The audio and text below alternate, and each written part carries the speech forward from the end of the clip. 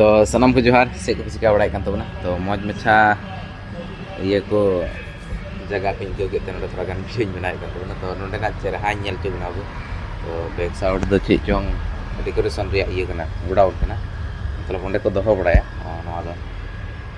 नते background तो front side तो यहाँ आले रूम बना तो नए पे नल दाड़े आले रूम जहाँ ड्यूटी को लगे ना तो ना सबसे ज़्यादा पे एयरपोर्ट दाले पे एयरपोर्ट दाले थकना मज हाँ कोना खरीद कैटिन था